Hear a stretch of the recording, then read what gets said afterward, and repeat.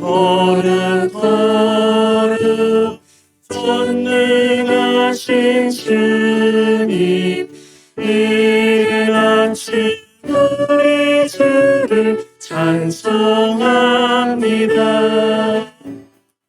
거룩 거룩 거룩 자비하신 주님, 삼위일체 우리 주로다.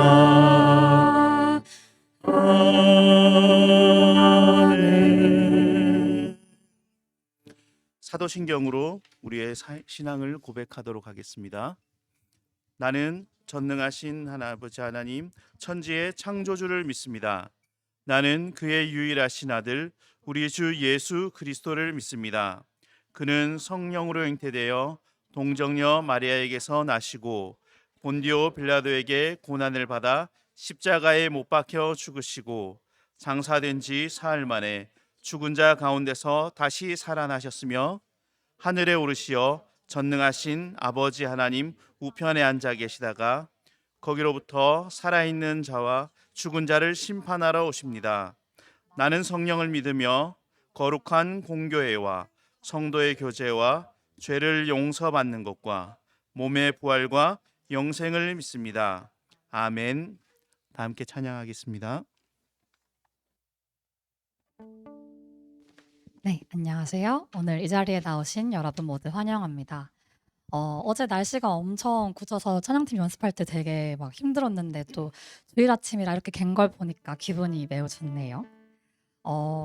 저희가 이 세계를 살아갈 때 참 세상에 불합리함도 많고 또 거기서부터 상처도 많이 받고 하는데 그 또한 또 하나님이 만드신 세계의 일부입니다. 저희가 그래서 그것들에 대해서 불만을 표하기보다는 그것들을 더욱더 밝은 빛으로 바꿀 수 있도록 노력하는 우리가 되었으면 좋겠습니다.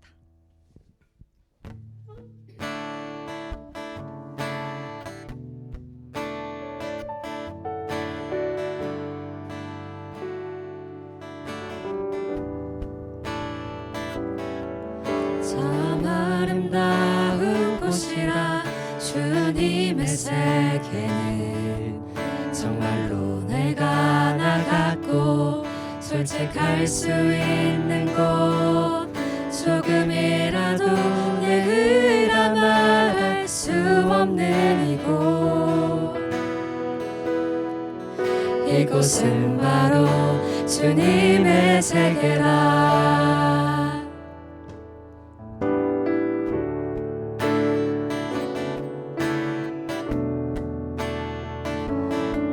다시 한번 찬양할 때 이 아름다운 세계를 주신 하나님의 은혜를 다 같이 되새겼으면 좋겠습니다.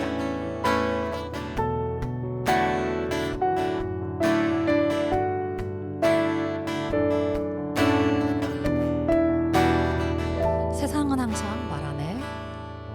세상은 항상 말하네. 그 길이 아니라고. 굽디고 온 길 있는데 왜 힘들게 사냐고. 단순한 선택조차 내게 버겁기만 하고. 그래도 나는 주님만 따르리.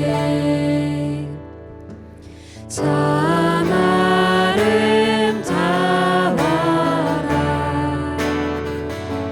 주님의 세계는 저 솔로몬의 꽃보다 더 고운 백합화. 주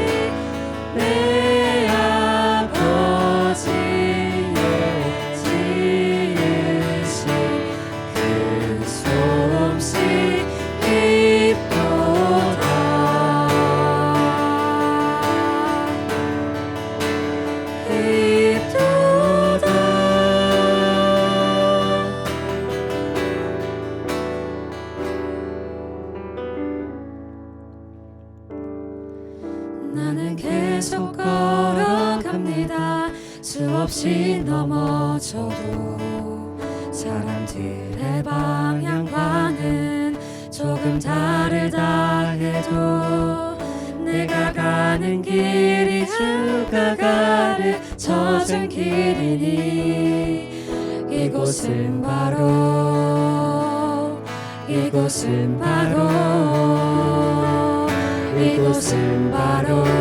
주님의 세계라. 아멘.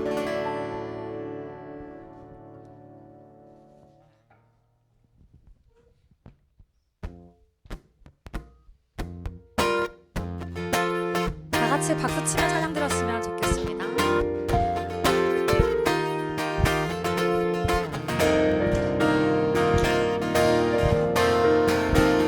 산과 시내와 붉은 노을과 땅의 모든 것 주 다스리네. 내 안에 갈망 유일한 소망 주님 날 다스리는 것 생각을 넘어 모든 말보다 나의 생활이 말하게 하소서.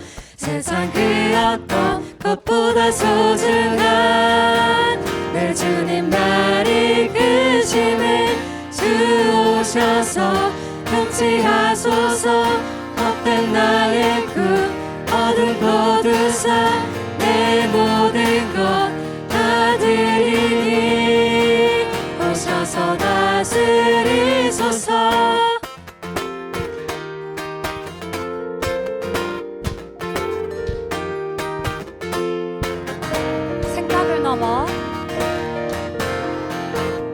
생각을 넘어 모든 말보다 나의 생활이 말하게 하소서. 세상 그 어떤 것보다 소중한 내 주님 날 이끄심을 주 오셔서 통치하소서.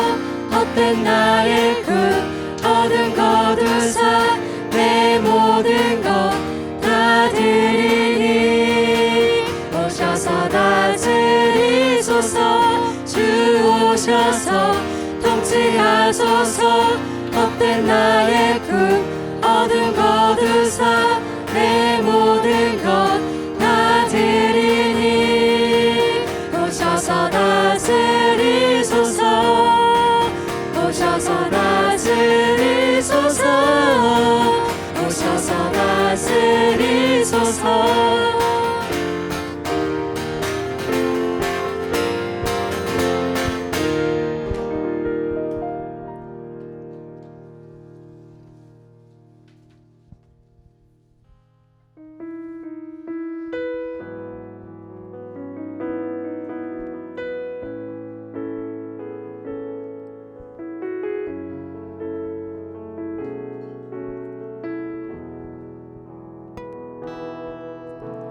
주님 제 마음이 너무 둔해서 주님을 볼 수 없습니다. 이 땅에 속하여 이 땅만 보다가 주님 손을 놓쳤습니다. 나는 나그네로 왔는데 왜 주저앉게 되었나. 나는 정직인데 언제부터 내 삶의 주인이 되어버렸나.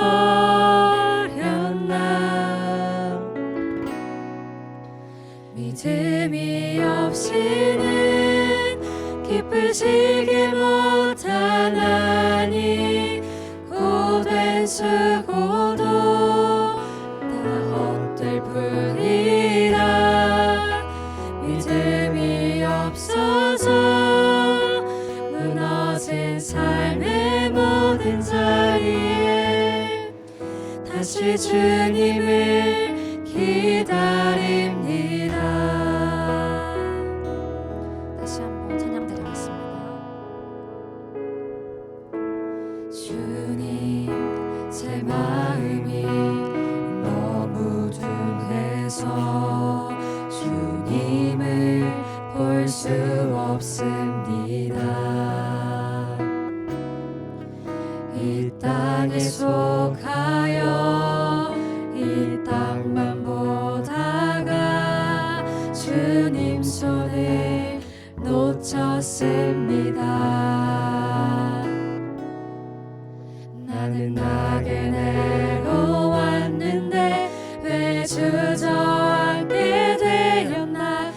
나는 정직인데 언제부터 내 삶의 주인이 되어버렸나.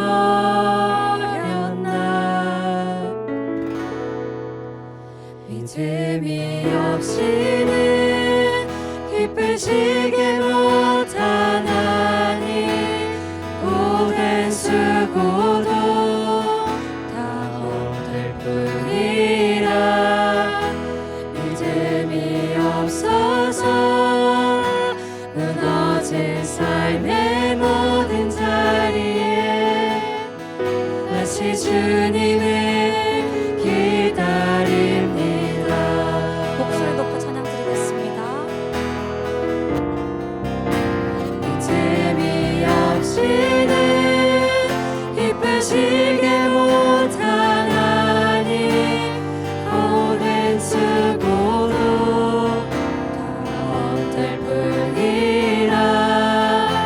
믿음이 없어서 무너진 삶의 모든 자리에 다시 주님을 기다립니다. 지금 이 시간 다 함께 기도드리겠습니다. 이 험한 세상을 살아가는 저희에게 믿음을 가질 수 있도록 그 믿음을 가지고 더 아름다운 하나님을 세계를 보기 위해 우리가 힘쓸 수 있도록 다 같이 기도드렸으면 좋겠습니다. 그리고 오늘 설교를 전하실 배종건 목사님을 위해서도 다 함께 기도드렸으면 좋겠습니다.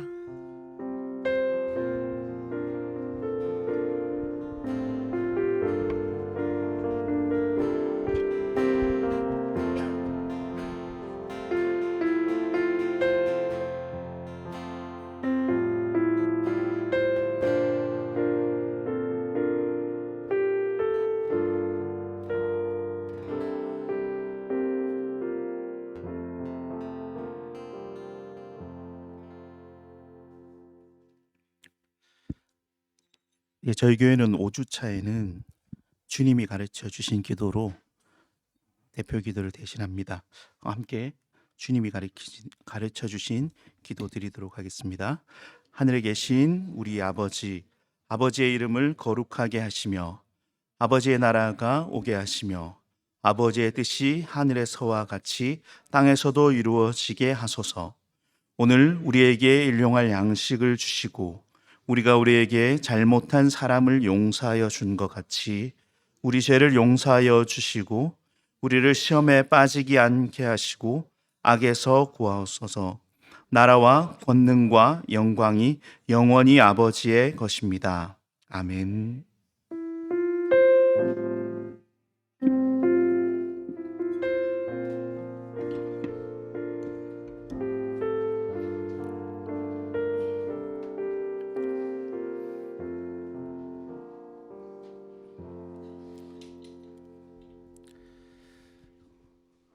교회 소식 전해드리겠습니다.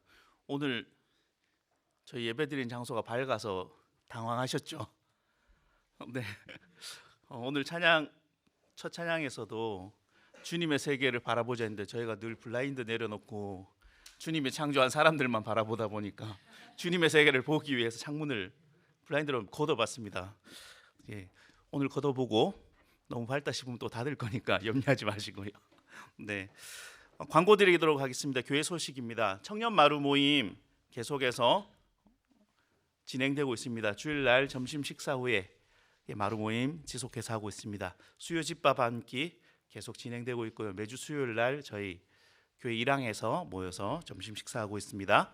그리고 말씀 나눔과 기도 모임, 지금 학생회관 공사 중이라서 IBF 회관에서 IBF 동아리방에서 진행을 했는데 지난주에 보니까 밑에 스낵바 회의실 사용할 수 있는 것 같더라고요. 그래서 이번 주부터는 하던 모임의 장소로 돌아갈 것 같습니다. 네.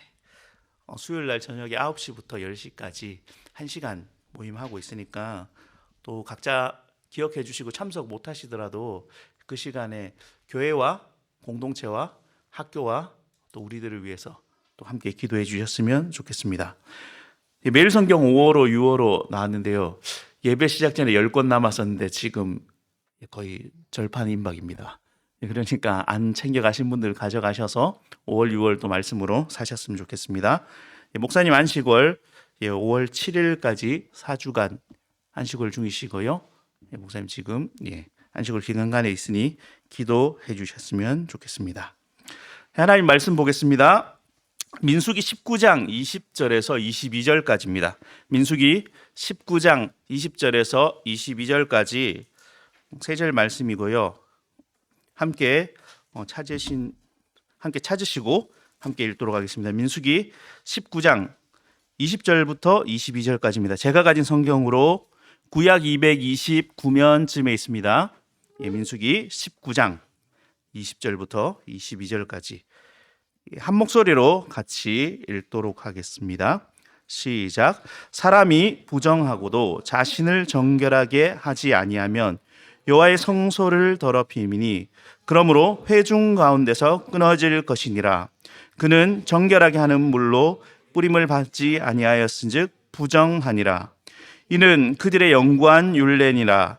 정결하게 하는 물을 뿌린 자는 자기 옷을 빨 것이며 정결하게 하는 물을 만지는 자는 저녁까지 부정할 것이며 부정한 자가 만진 것은 무엇이든지 부정할 것이며 그것을 만지는 자도 저녁까지 부정하리라.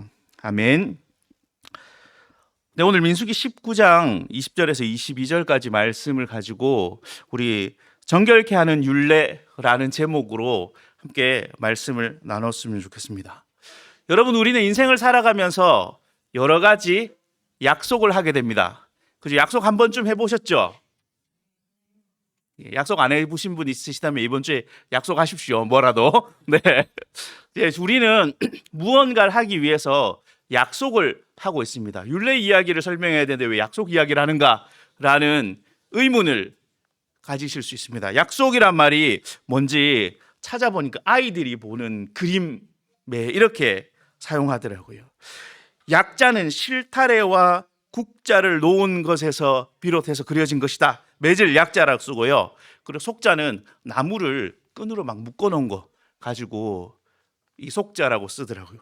다르게 말하면 약속이란 말은 무엇인가 구분해서 묶어놓았다라고, 구분되었고 묶여져 있다라는 말이 내포되어 있는 말이더라고요.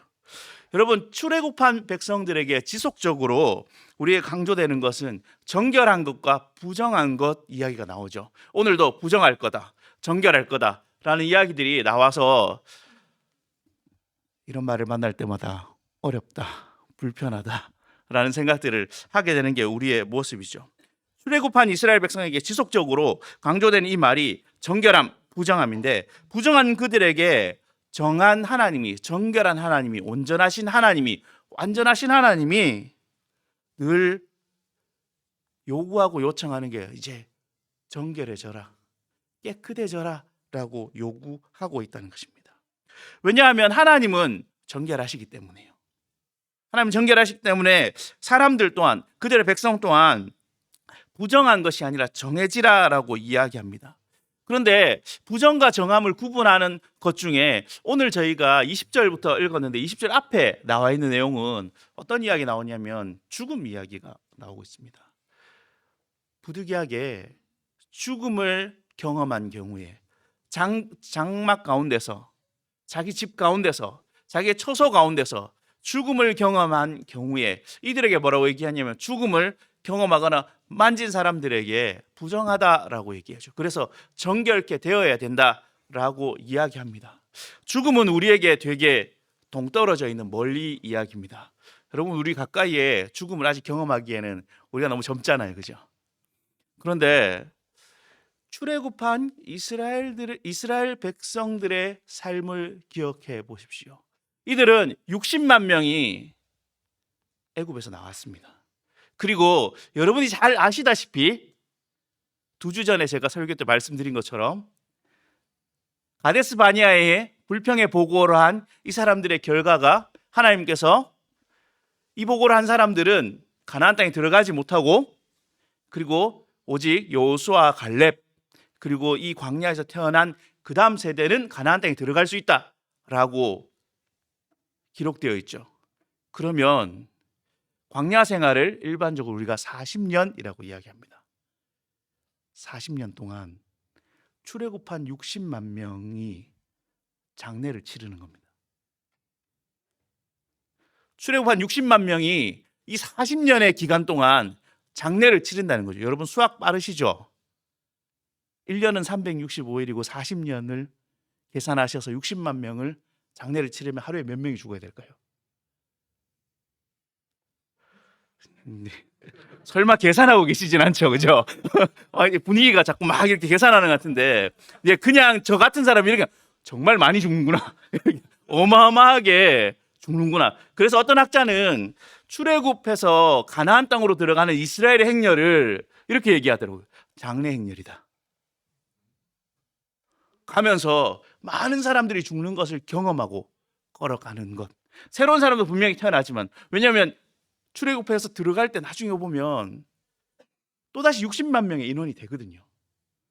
죽고 태어나는 인원이 60만 명이 유지가 된다는 거예요. 그러면 많은 사람들이 죽고 많은 사람들이 태어나죠. 그 말에 이어서 본다면 오늘 죽음으로 부정한 자라고 얘기하는 것은 저희가 살다가 가끔 이렇게 부고를 맞이해서 장례식에 오늘 다녀왔습니다, 이런 정도가 아니라 내 주위에 수없이 많은 사람들의 죽음을 경험하게 된다는 거예요. 그렇다면 죽음을 맛본 사람, 죽음을 경험한 사람, 죽음의 상황 가운데 놓여 있는 사람, 가족 중에, 우리 장막의 사람 중에, 친지 중에, 가까운 사람 중에 죽었다라는 것들은 이들에게 되게 낯선 이야기가 아니고 어떻게 보면 좀 일상의 이야기와 더 가까운 거예요. 그 일상 가운데 이 죽음을 가까이 한 사람들에게 하나님 뭐라고 얘기하면 부정하다라고 이야기합니다. 그러면 이 부정함은 정말 특별히 무엇인가 죄를 지었거나 뭘 잘못해서 야, 이 잘못을 했으니까 너 부정해 라고 얘기하기보다 그냥 일상을 살아가다 보면 자기도 모르게 부정해질 수 있다는 거예요. 부정에 노출될 수 있다는 거예요. 물론 말씀에는 고의적으로 부정하게 하는, 죄를 짓는 사람도 있다고 얘기하지만 이들은 부정이라는 것은 매일 현실 가운데 놓여져 있는 것이죠. 민수기 15장부터 계속해서 말씀을 이어서 본다면, 왜 15장부터냐면 지난번에 14장까지 말씀드렸거든요. 가데스 바니아 사건, 정탐꾼 사건이 14장입니다. 그럼 15장부터 이어서 본다면 15장에 이런 이야기들이 나옵니다. 15장에 이제 가나안 땅에 들어가서 어떻게 살아야 될 건지 얘기하면서 제사법을 이야기합니다. 너희 가면 번제와 소제와 화목제와 이런 제를 이렇게 지내라라고 이야기하는 거죠. 그래서 가나안 땅에 들어가서 할 제사법을 이야기하지만 다르게 얘기하면 이제 너희들이 가나안 땅에 들어가서는 가나안 백성의 삶의 방식이 아니라 내가 지시하고 따르는 방식으로 살아라라는 것을 말씀하고 있죠. 제사의 법칙을 통해서 사람들의 뜻대로, 그리고 가나안 땅에 거주하는 사람들의 뜻대로, 아니면 본인이 하고 싶은 대로가 아니라 하나님의 방법으로 살아라라고 이야기하고 있는 겁니다. 허락하신 그 땅에 들어가서 가나안 땅의 신을 섬기는 것이 아니라 하나님의 백성의 모습으로 살아가는 것, 이걸 우리에게 좀 제사가 좀 먼 이야기다 보니까 어색하긴 하죠.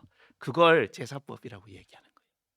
아, 특별한 날 하는 거구나, 죄를 지으면 지켜야 되는 거구나, 이것이 아니라 그들의 일상의 삶의 모습, 어디의 기준에 따라 사는가를 제사법에 국한해서 표현하고 있는 것이죠. 하나님의 백성의 모습이 제사라는 제도를 통해서 드러나고 있습니다. 출애굽 첫 세대와 약속한 그 약속이 아니라 15장에서 새롭게, 자 이제 가나안 땅 가면 너희는 이렇게 제사를 지내라고 새롭게 이 제사를 설명하고 있죠. 가나안 첫 세대를 위한, 가나안 땅에 들어간 첫 세대를 위한 새로운 약속을 제시하고 있습니다. 두 번째로 레위인과 지도자들이 반란을 일으킵니다. 이들은 우리도 수고했는데, 우리도 레위인이고 우리도 회막 가운데 열심히 봉사했는데 라고 얘기하면서 그들이 반란을 일으키며 우리도 좀 한 자리 주십시오, 이런 얘기가 나오고 있죠. 이게 16장부터 18장까지 이야기입니다. 반란에 따라서 하나님 어떻게 하시냐면 하나님 세우신 질서를 회복하기 위해서, 하나님 질서를 제시하기 위해서 그들에게 더 나은 것, 더 좋은 것을 요구하는 그들에게 하나님 주신 것이 무엇인지 돌아보게 하시는 거죠. 하나님 앞에 순종하는 삶보다 내가 이만큼 공을 쌓았잖아요, 이 공에 대한 보상을 해주십시오 라고 하는 사람들에게 하나님 어떻게 하면 하나님 백성으로서 살게 되는 것인가, 될 것인가를 설명하며 이스라엘의 가득한 원망, 성막 가운데 일어난 불의를 하나님 철저히 심판하시는 얘기가 18장 32절까지 나와 있습니다.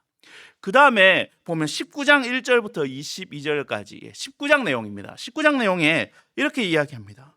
18장 제일 마지막에 보면 백성들이 뭐라고 얘기냐면, 그래서 이제 우리는 무서워서 하나님이랑 같이 못 살겠네요, 이렇게 얘기하거든요. 무서워서 우리 조금만 잘못하면 다 벌받고 다 죽고 땅이 갈라지고 막 불이 내려오고 하니까 무서워서, 죄를 안 지을 자신이 없고 무서워서 같이 못 살겠습니다. 감히 어떻게 우리가 하나님한테 같이 가요, 이렇게 얘기하는 백성들에게 하나님이 19장에 우리가 보면 갑자기 이 이야기가 왜 나오지 하면서 여러분 보시면 이 얘기가 나오거든요. 붉은 암송아지를 한 마리 잡아서 태워서 재를 진 밖에다 갖다 놓아라, 재를 모아 놔라, 이런 얘기 하거든요. 하나님 막 혼내시다가 백성들이 무서워서 하나님 제대로 가까이 못 하겠어요 하는데 뜬금없이 그 소 한 마리 잡아라, 이렇게 얘기하시거든요. 근데 이 붉은 암송아지를 잡는 사건, 이 제2의 사건에 하나님 뒤에 이걸 어디에 사용할지를 설명하고 있는 것입니다. 하나님이 붉은 암송아지 재를 통해서 이 재, 태운 재, 이걸 통해서 물에, 깨끗한 물에, 흐르는 물에 이 재를 섞어서 뭐 하라냐면 정화수, 깨끗게 하는 성수를 만들라고 얘기해요. 그래서 부정한 자마다 이 물을 뿌리고 찍어 바르고 뭐 이렇게 하면서 이를 정결케 만드는 도구로 사용한다라고 이야기하고 있습니다. 그래서 이 붉은 암송아지 사건은 사실은 하나님이 제사를 늘 지내는 자들에게 특별한 제물을 한번 드려라는 것이 아니라 오히려 이 제물을 통해서 어떻게 하면 부정 가운데 사는 사람들을 정하게 만드실 것인가라는 것이 표현되고 있다라는 거죠. 부정함으로 죽을 수밖에 없는, 백성으로부터 끊어져야 하는 자들에게 대안을 제시하는 것이 하나님의 이 방법이죠. 민수기 15장 1절 2절의 내용을 보면 이렇게 나와 있습니다. 여호와께서 모세에게 말씀하여 이르시되 이스라엘 자손에게 말하여 그들에게 이르라, 너희는 내가 주어 살게 한 땅에 들어가서 이렇게 될 것이다 라고 이야기합니다. 근데 이 말의 내용들은 이렇게 되죠. 하나님이 약속의 땅을 주셨다라는 거죠. 그리고 들어가서 이렇게 살라라는 것을 제시하고 있는 것입니다. 민수기 15장, 똑같은 15장인데 40절 41절에 보면 이렇게 본문이 나와 있거든요. 그리하여 너희가 내 모든 계명을 기억하고 행하면 너희 하나님 앞에 거룩하리라. 나는 여호와 너희 하나님이니 나는 너희 하나님 되려고 너희를 애굽 땅에서 인도하여 내었느니라. 나는 여호와 너희의 하나님이니라 라고 말씀하고 있거든요. 여러분, 이 성경 본문을 보면 15장 40절 41절을 보면 우리는 여기에 시선이 이렇게 가게 됩니다.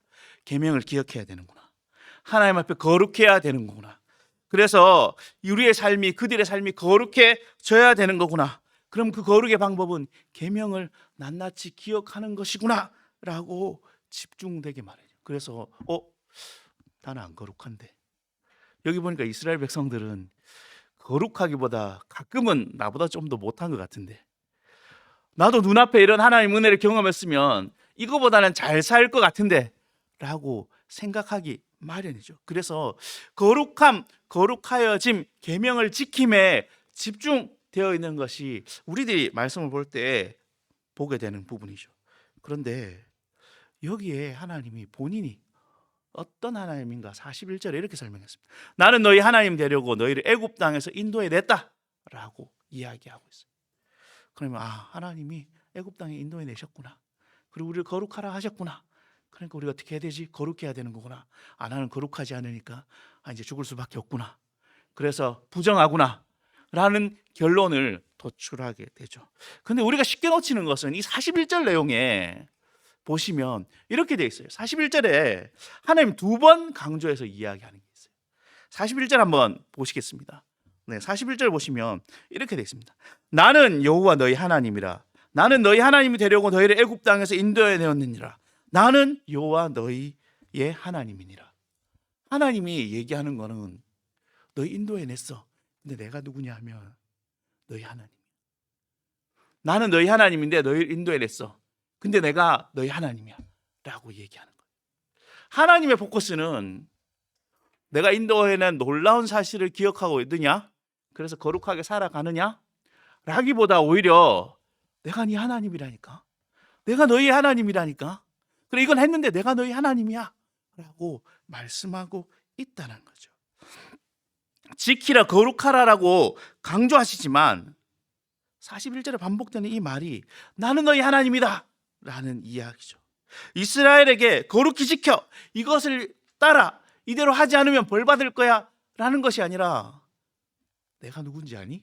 내가 너희 하나님이야, 이 말을 하고 계신다는 겁니다. 하나님은 그들의 하나님이 되셨다는 것을 선언합니다. 하나님이기에 그들을 돌보신다라는 것이죠.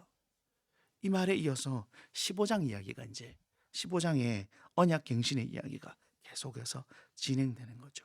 언약을 새롭게 맺어주시지만 여전히 출애굽한 세대는 자신의 생각대로 하나님을 믿고 따르고 있는 것 같습니다.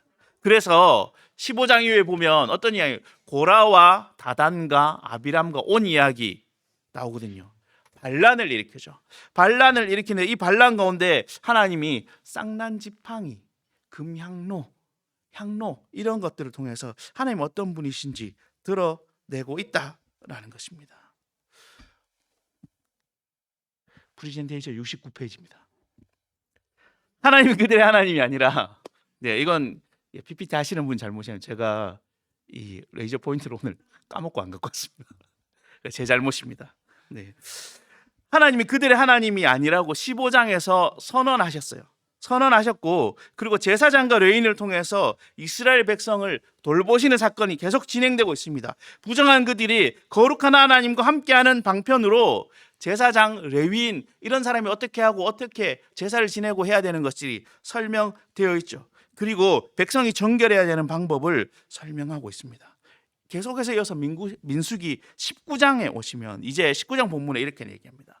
19장 20절에 사람이 부정하고도 자신을 정결하게 하지 아니하면 여호와의 성소를 더럽히님이 그러므로 회중 가운데서 끊어질 것이다. 그는 정결하게 하는 물로 뿌림을 받지 아니하였은즉 부정하니라 라고 되어 있습니다.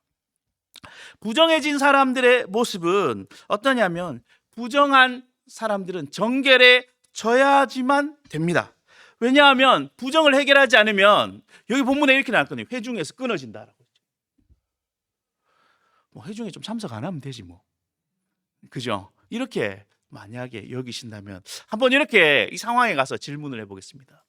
출애굽한 이스라엘 백성들이 광야 가운데 있습니다. 광야 가운데 살아가는 이스라엘의 모든 백성들이 있죠. 근데 이들이 회중 이 무리로 다니고 있다는 거예요. 근데 여기에서 끊어진다라는 것은 뭐냐면 무리에서 쫓겨나는 거예요. 광야를 걷고 있는데 어디로 가야 될지 목적지는 알지만 언제 갈 수 있을지 모르는 사람들에게 무리에서 끊어진다라는 건 첫 번째로 생존의 위기가 생기는 거죠. 그러나 이것보다 더 중요한 것은 이들이 왜 광야로 나왔습니까? 여러분 왜 광야로 나온지 기억하십니까? 모세가 데리고 나갔잖아요. 모세가 가자해서 나왔잖아요. 근데 모세가 바로한테 왜 가자 했는지 설명하죠. 우리가 가서 우리 하나님께 예배하리라 라고 얘기하거든요. 그럼 이들이 광야에 나온 이유는 한 가지입니다. 잘 먹고 잘 살라고가 아니라 하나님의 백성 되기 위해서 나온 거예요. 회중에서 끊어진다라는 것은 더 이상 하나님의 백성이 아니다라는 거예요. 육의 죽음뿐만 아니라 영의 죽음까지 간다는 거예요. 회중에서 끊어진다라는 것은 더 이상 나온 이유와 정체성이 없어진다. 그걸 우리는 이렇게 얘기하죠. 생명이 없는 자다라고 얘기해요. 여러분, 부정이라는 것은 좀 부정해질 수도 있겠지 라는 것이 아니라 이들에게는 적어도 굉장히 두려운 이야기입니다. 부정해진다는 것은 이 광야 가운데 내버려 둬진다는 거예요. 그리고 내가 그래도 하나님 때문에, 하나님 은혜로 지금까지 버텨왔는데 이것조차 의미가 없어진다는 거예요. 좀 더 나가면 하나님이 나 너 모르는데 라고 얘기하는 거예요. 굉장히 심각한 문제이죠. 굉장히 어려운 문제죠. 굉장히 그냥 좀 부정하구나 라는 정도의 문제가 아니라는 거예요. 왜냐하면 자신이 어디에 속한지가 그들의 정체성이기 때문에. 동시에 언약의 공동체에서 끊어진다는 것은 영적으로 죽는다, 생명이 없어진다라는 것이죠. 언약의 공동체로 살아온 이스라엘 회중에는 더욱더 중요하고 큰 그냥 관계가 상실되었다라는 정도가 아니라 그냥 존재가 없어졌다라는 이야기죠. 그래서 이스라엘에게 부정하다라는 것은 어마어마한 무게의 이야기라는 거죠. 그러나 이 부정한 자들에게 정결케 하는 법을 하나님이 가르쳐주고 있죠. 부정한 그들에게 정결을 회복하는 법을 제시하고 있습니다. 정결케 안 하면 끊어진다라고 이야기하지만 다르게 얘기하면 하나님이 이렇게 하면 정결케 된다라는 것을 다르게 설명하고 있는 것이죠. 하나님 회복의 방법을 제시합니다. 이 방법은 정결케 하는 물을 뿌림을 받으라는 거예요. 그 물은 이들이 오늘 우리가 다 읽지 않았습니다. 19장 전반에 나와 있는 붉은 암송아지의 재로 만든 물이에요. 이스라엘 회중 누구나 붉은 암송아지의 재를 만들었던 사건을 기억하고 있죠. 그래서 그 일은 하나님이 시키신 일이라는 것을 알고 있죠. 하나님 그 물을 뿌림으로, 하나님 그 재료 만든 물을 뿌림으로 우리를 정결케 하실 것이라는 것을 알고 있죠. 또 그 물 뿌림을 받는 것은 이스라엘 회중에게 또 하나의 하나님의 방법 안에 사는 것을 보여주는 것입니다. 내가 부정하거든요. 제가 부정해요. 부정함을 판명을 받았어요. 그런데 정결하게 되기 위해서 하나님이 얘기하셨어요. 부정을 제하는, 정결하게 하는 물을 뿌림을 받아라. 그리고 3일 동안 7일 동안 진 밖에서 그동안 하나님의 가르침대로 살아라 라고 얘기하는데, 그런데 부정함도 인정하고 내가 그렇게 살겠다고 인정하지만 물은 안 쓸래요. 굳이 물까지 하지 않겠어요 라고 얘기하는 그 사람은 어떻게 보면 하나님을 신뢰하지 않는 거죠. 그러나 그 행위, 그것을 따르는 자는 하나님이 나를 정결케 하실 것이라는 것을 기억하는 거죠. 정결하고 거룩한 하나님과 부정한 사람들이 함께할 수 없기에 하나님은 정결하게 하는 대안을 제시하고 있다는 거죠. 민수기 19장 21절 보시면, 계속해서 보시면 이렇게 되어 있습니다. 이는 그들의 영구한 율례니라. 정결하게 하는 물을 뿌린 자는 자기 옷을 빨 것이며 정결하게 하는 물을 만진 자는 저녁까지 부정할 것이다 라고 이야기합니다. 하나님 여기에 이렇게 해요. 근데 이 방법은 일시적으로 한번, 이번에 한번 이게 아니라 영구한 율례다라는 것은 이거. 이스라엘 백성들이 부정해질 수 있다. 부정해지면 회중에서 끊어진다. 회중에서 끊어지면 더 이상 너희는 내 백성이 아니다. 죽음을 경험하고 죽음을 살아갈 것이다. 그러나 회복되는 방법이 있다. 그 회복되는 방법은 지금 붉은 암송아지를 태운 재의 물을 뿌림을 받는 것이다. 이렇게까지 얘기하고 있죠. 그리고 그렇게 되면 이스라엘 백성들은 다시 일정의 기간이 지나면 정결함이 회복될 것이다 라고 이야기합니다. 부정할 수밖에 없는 그 삶의 모습에 하나님이 정결하게 하는 영원한 약속을 제시하고 있는 것이죠. 하나님의 방법으로 그를 다시 살리실 것을 약속하고 있는 것이죠. 그 율례는 영구하다라고 이야기합니다. 영원히 지켜질 약속이다라고 이야기합니다. 그러면 부정할 때마다 정결함을 입을 수 있다라는 것도 영구한 약속이 되는 거죠. 그 율례를 따를 때 정결함을 얻을 수 있다라고 말씀하고 있다는 거죠. 21절 22절을 이어서 보신다면 이렇게 되어 있습니다. 이는 그들의 영구한 율례니라. 정결하게 하는 물을 뿌린 자는 자기 옷을 빨 것이며 정결하게 하는 물을 만진 자는 저녁까지 부정할 것이며 부정한 자가 만진 것은 무엇이든지 부정할 것이며 그것을 만진 자도 저녁까지 부정하리라 라고 이야기합니다. 이 부정한 자를 만난 사람, 이 부정한 자와 함께한 자, 부정한 자에게 정결한 물을 뿌린 자도 하나님이 어떤 기간을 두며 그 기간 동안 정해질 시간을 정하게 될 시간을 제시하시는 거죠.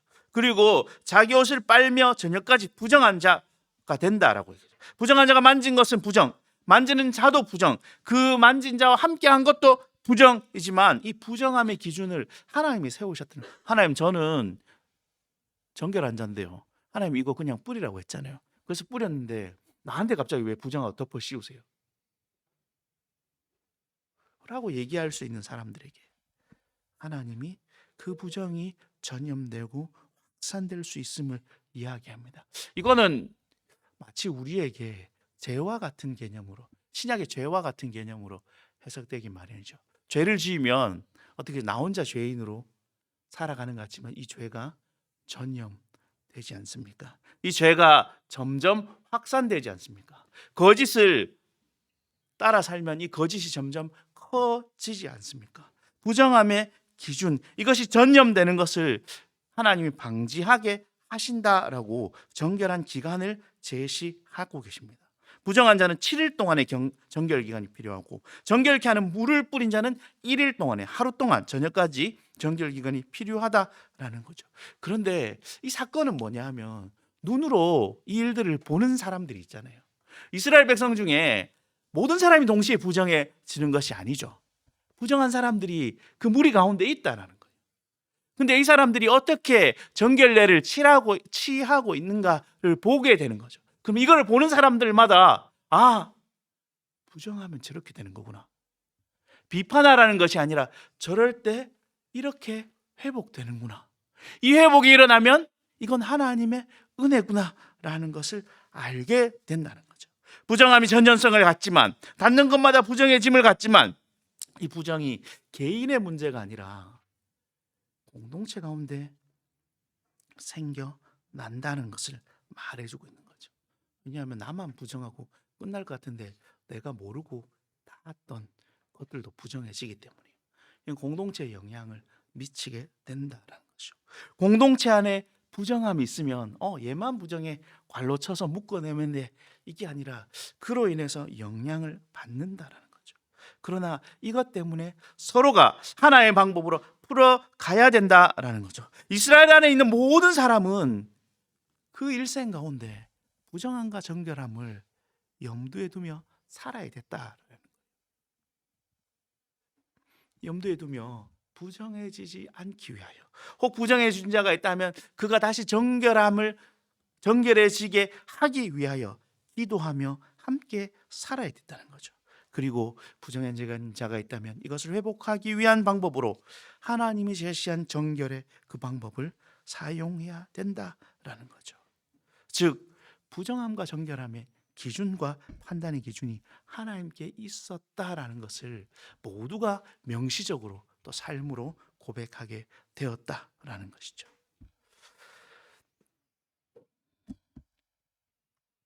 오늘 20절부터 22절까지 내용을 보면 부정함과 정결함 이야기를 하고 있고 어떻게 하면 회복할 수 있는가라는 이야기를 하고 있습니다.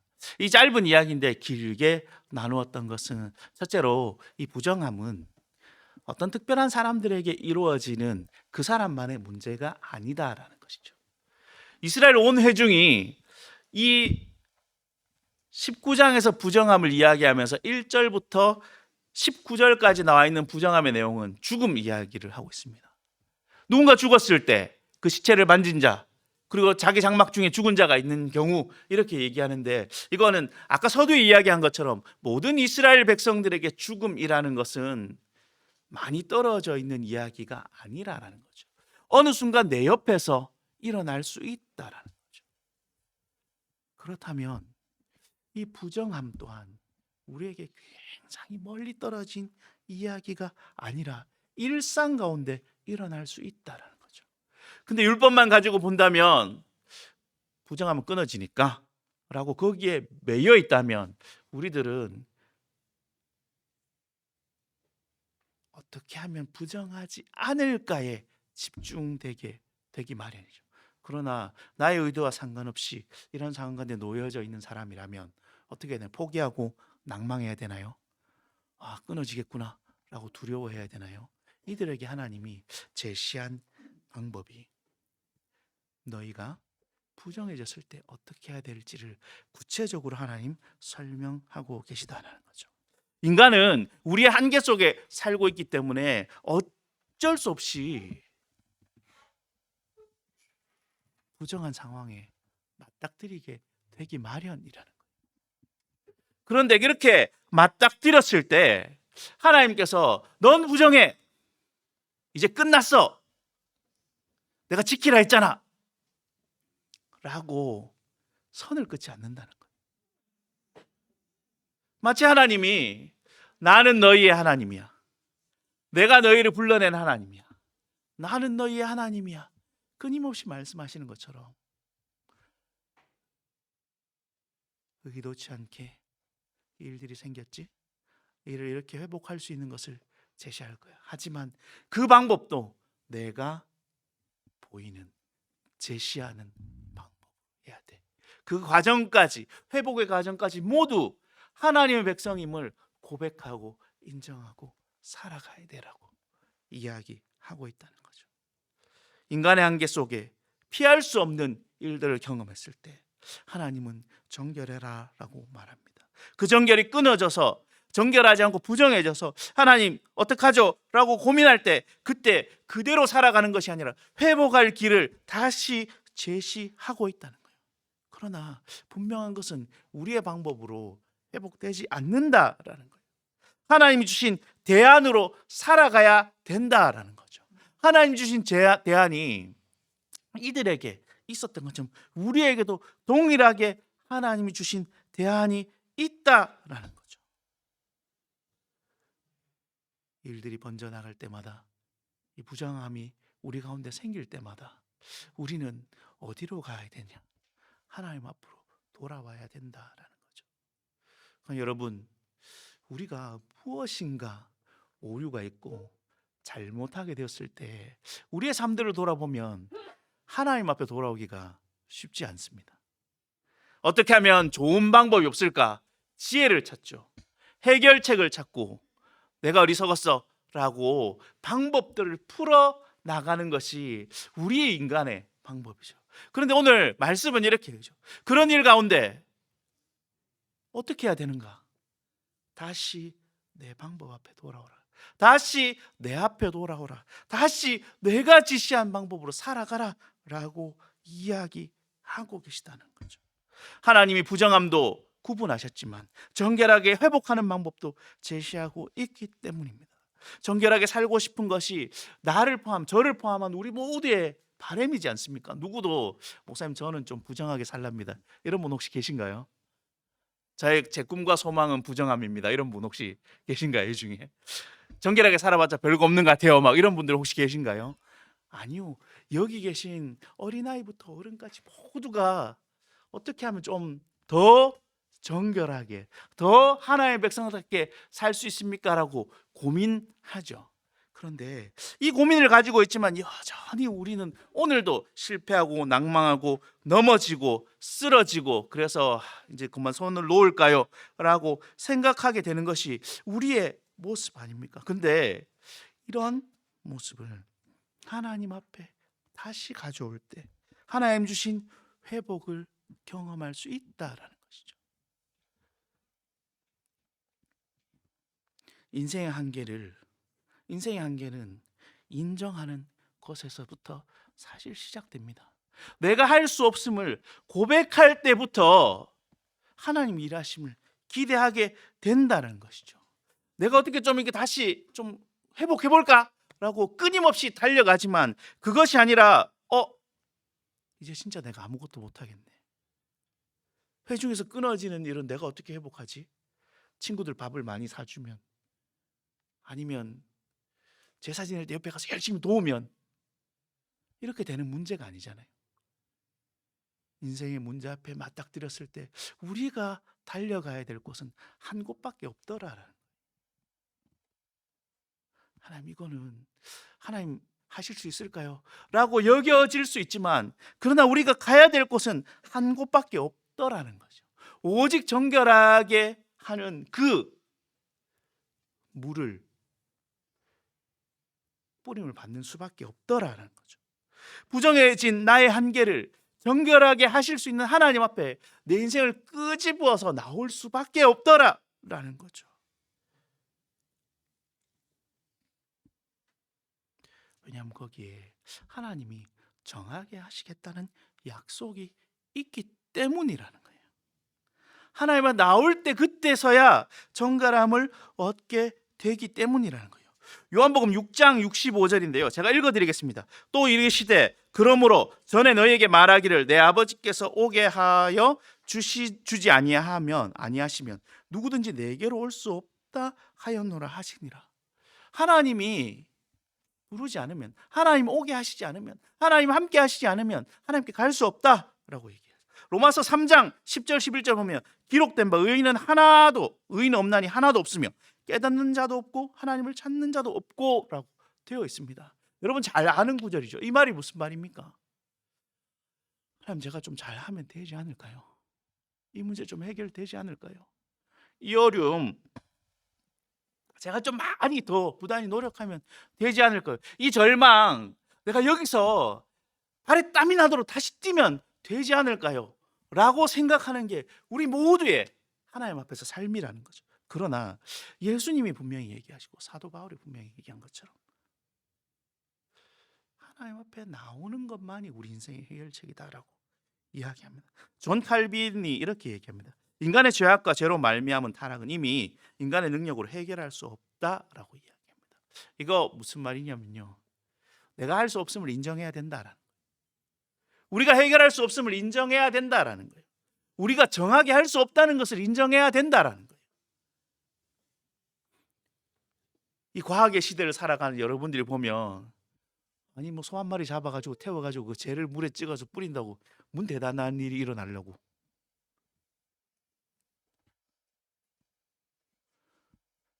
보이지도 않는 하나님 앞에 나와서 하나님 제가 잘못했습니다라고 얘기하면 무슨 대단한 일이 일어나려고 라고 여겨지는 게 우리 삶의 현실이겠죠. 그러나 분명한 것은 우리 스스로 해결할 수 없음을 철저히 인정하고 나올 때, 그때 하나님이 약속하신 하나님의 방법들이 보이기 시작할 거라는 것이죠. 하나님의 그 해결책들이, 하나님의 일하심들이 보여지기 시작할 거라는 것이죠. 그래서 우리들이 가장 먼저 해야 될 것은, 여러분 다들 저보다 똑똑하시잖아요. 저보다 더 많이 공부하셨잖아요. 저보다 더 많이 연구하시잖아요. 저보다 더 많이 사셨잖아요. 저보다 더 많이 고민하시잖아요. 저보다 더 많이 치열하시겠죠. 그런데요, 우리가 해야 될 가장 시작의 문제는 우리의 한계를 인정하는 거예요. 내가 모든 것을 할 수 없다는 것을 인정하는 거예요. 내가 길을 쓰고 해봤자 되지 않는 것이 있다는 것을 아는 거예요. 당연히 알겠지 라고 생각하시죠. 그런데 그렇지 않더라고요. 문제 앞에 서면 더 그렇게 되지 않더라고요. 그냥 별 문제가 없을 때는 이런 생각들을 잘 해요. 제가 어떻게, 저는 그만큼 안 됩니다. 근데 어떤 문제 가운데 우리가 빠져버리면, 그러면 하나님은 저 뒤에 계시다가 나중에 필요할 때 내가 부를 때까지 나오지 마세요 이렇게 되더라고요. 그러나 우리가 우리의 한계를 인정하는 것, 이것이 첫 번째 우리의 시작입니다. 동시에 정결케 하기로 약속해 주신 하나님의 영원한 율례 앞에 서는 것, 그것이 우리의 삶이죠. 하나님의 율례는 영원하기 때문이에요. 하나님 영원하다고 약속하셨기 때문이에요. 하나님 이렇게 하실 것이라고 선언하셨기 때문이에요. 그러기에 우리는 오늘도 이 하나님의 율례 앞에 살아가야 됩니다. 여러분, 오늘 이 거룩하게 하는 물, 암송아지의 재로 만든 물 이야기를 할 때 말하지 않았지만 계속 떠오른 장면들이 있을 것입니다. 바로 뭐죠? 예수님의 모습이지 않습니까? 부정해진 우리들을 거룩하게 할 수 있는 단 한 가지 방법은 뭡니까? 예수 그리스도 앞에 나오는 것이다라고 얘기하죠. 단번에 십자가에서 죽임 당하셨지만 다시 살아나신 예수님 때문에 우리가 그 거룩함을 입어 하나님의 회중 가운데, 총회 가운데 끊어짐을 당하지 않고 죽지 아니하고 살게 되었다라는 것이 오늘 이 본문을 신약과 비춰보면 다룰 수 있는, 함께 볼 수 있는 부분이지 않습니까?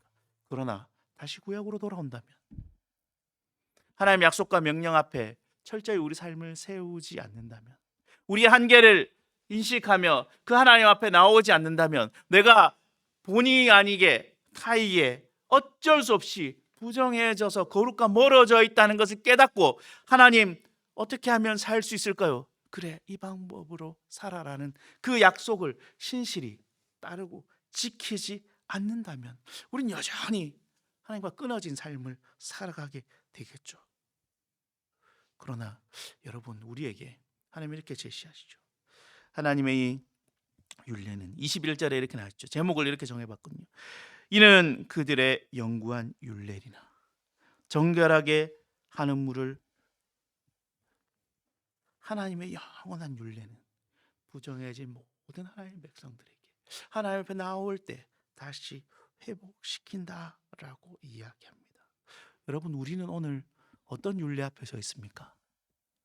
우리는 오늘 어떤 하나님의 사랑 앞에 서 있습니까? 어떤 하나님의 심판 앞에 서 있습니까? 어떤 하나님의 백성으로 서 있습니까? 혹시 세상의 율례와 약속과 법칙에 그 앞에 서 있습니까? 그래서 세상이 말하는 지혜로움들 살라라는 것을 따르고 귀 기울이고 살아가고 좀 부정해지지 뭐, 굳이 세상의 일부만 부정하다 얘기하는 그거 내가 따를 필요가 있을까라는 삶을 살아갑니까? 아니면 하나님 앞에 살아가기에, 영원한 그 하나님의 약속 앞에 살아가기에 오늘도 그 은혜를 경험하고 살아가는 여러분이십니까? 여러분, 우리는 하나님의 내가 너희 아버지다라는 그 율례 앞에, 그 약속 앞에 서십시오. 왜냐하면 하나님의 그 사랑만이, 우리가 한계를 경험하고 한계를 내어놓으며 주님 앞에 나올 때 그때 기다렸다라는 듯이 우리를 맞아주시는 그 하나님의 사랑만이 우리를 다시 믿음의 회중 가운데 하나님의 백성으로 회복시키실 것이기 때문입니다. 귀한 포스텍의 성도 여러분, 이 한 주를 살아가면서 하나님 어떻게 나를 사랑하시는가, 하나님 앞에 나는 어떤 사람으로 살아가는가, 또 하나님 앞에서 내가 놓쳐져 버린 부정함은 없는가 라는 것을 돌아보며 주님의 율례 앞으로 다시 돌아오는 귀한 믿음의 백성들이 되시기를 주님의 이름으로 간절히 축원합니다. 함께 찬양 드리기 원하는데요, 찬송가입니다. 찬송가 450장입니다. 찬송가 450장, 여러분들 너무 잘 아시는 찬양일 것 같아요. 내 평생 소원 이것뿐입니다. 내 평생 소원 이것뿐이라는 찬양이 있습니다. 물론 잘 아시겠죠? 이 찬양은 이렇게 이야기합니다. 평생 소원이 이것뿐이다. 세상의 방법이 아니라 하나님의 방법대로 살고 싶습니다. 하나님의 뜻대로 살고 싶습니다. 하나님 앞에서 살고 싶습니다. 살아가다 보면 우리도 모르게 우리의 소원이 하나님이 아니잖아요. 살아가다 보면 우리의 소원이 하나님이 아니라 혹시 성공과 명예, 부가 아닌가요? 왜냐면 나중에 언젠가 하나님 앞에 갈 거니까 지금 좀 누리랍니다 라는 게 우리의 소원이 되어버릴 때가 우리에게 많습니다. 그러나 우리들이 이렇게 찬양의 고백처럼 세상의 방법을 따라갈 때 실패하고 실수하고 부정해지기 마련인데, 그때마다 하나님 앞에 다시 나오면서 주님, 이 방법이지요. 하나님 앞에 살아가는 거죠. 하나님이 내 평생의 소원이 되는 것이지요. 그 소원 놓치지 않고 살아가게 해주십시오라고, 이렇게 함께 찬양 가사를 생각하며 함께 찬양 드렸으면 좋겠습니다. 찬양 드리겠습니다.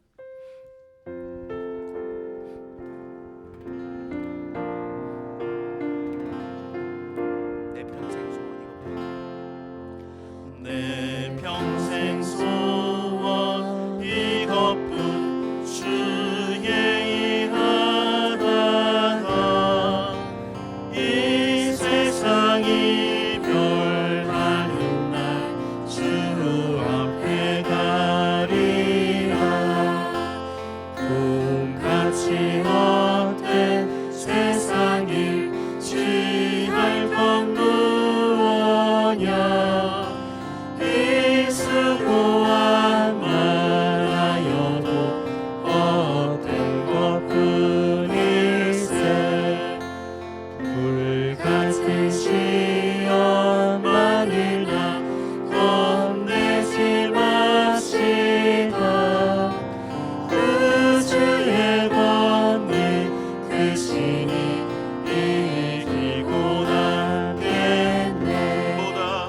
금보다 귀한 믿음은 천봄에 되도다. 이 진리 믿는 사람들 다 복을 받게. 살같이 빠른 광음을, 살같이 빠른 광음을 주 위에 아끼세. 운명과 만을 바치고 힘써서 일하세.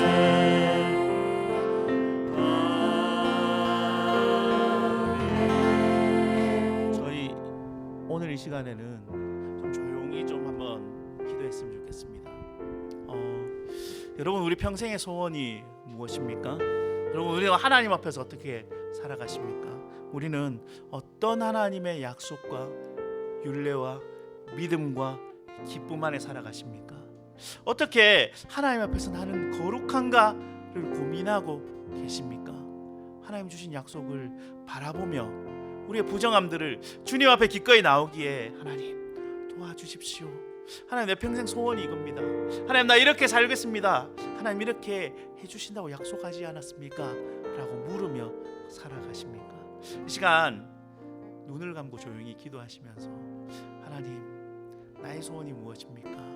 나는 어떤 거룩한 자로 하나님의 은혜를 입으며 살아갑니까? 라고 한번 생각하고 돌아보는 기도 시간 갖도록 하겠습니다. 기도하겠습니다.